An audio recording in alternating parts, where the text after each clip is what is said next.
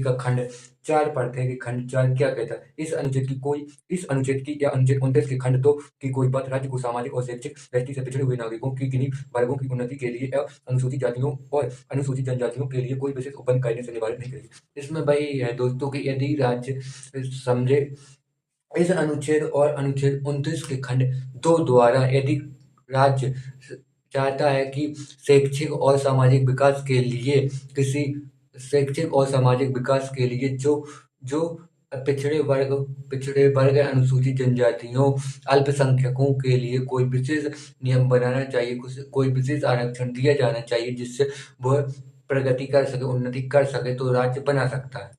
खंड 4 ए कहता है इसके लिए कोई रोक नहीं होगी। तो इसी का खंड 5 कहता है इस अनुच्छेद की या अनुच्छेद 19 के खंड 1 के उपखंड 6 की कोई बात राज्य को सामाजिक और शैक्षिक दृष्टि से पिछड़े हुए नागरिकों की किन्हीं वर्गों की उन्नति के लिए या अनुसूचित जातियों अथवा अनुसूचित जनजातियों के लिए विधि द्वारा कोई विशेष उपबंध करने से निवारण नहीं करेगी। जहां तक ऐसे विशेष उपबंध शैक्षणिक संस्थाओं में उनके प्रवेश से संबंधित है, जिसमें अनुच्छेद 30 के खंड 1 में निर्दिष्ट अल्पसंख्यक शैक्षणिक संस्थाओं में भिन्न निजी शैक्षणिक संस्थाएं सम्मिलित हैं, चाहे राज्य या अनुदानित या गैर अनुदानित हों।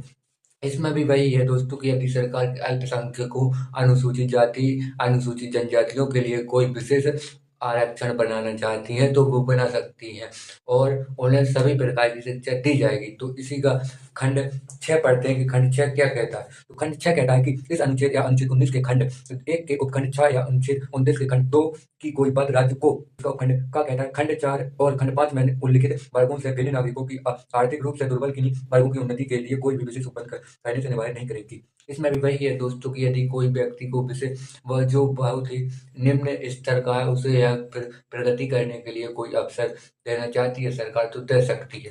तो इसी का उपखंड खा पढ़ते हैं कि क्या कहता है। खंड 4 और खंड 5 में उल्लिखित वर्गों से भिन्न नागरिकों की आर्थिक रूप से दुर्बल किन्हीं वर्गों की उन्नति के लिए कोई भी विशेष उपबंध करने से वह निवारित नहीं करेगी। जहां तक ऐसे उपबंध ऐसी शैक्षणिक संस्थाओं में जिसके अंतर्गत अनुच्छेद 30 के खंड 1 में निर्दिष्ट अल्पसंख्यक शैक्षणिक संस्थाओं में भिन्न प्राइवेट शैक्षणिक संस्थाएं भी हैं, चाहे वे राज्य द्वारा सहायता पाने वाली हैं या सहायता न पाने वाली हैं, प्रवेश से संबंधित है, जो आरक्षण की दशा में विद्यमान आरक्षण के अतिरिक्त तथा प्रत्येक प्रवर्ग में कुल स्थानों के अधिकतम 10% के अधीन होगा। अर्थात ऐ दोस्तों की कोई चाहे कोई सरकारी संस्था हो या फिर कोई प्राइवेट संस्था हो, उसमें भी जितना आरक्षण दिया जाता है उन्हें उसके भी 10% अत्यधिक होगा। इसका खंड ख यही कहता है। तो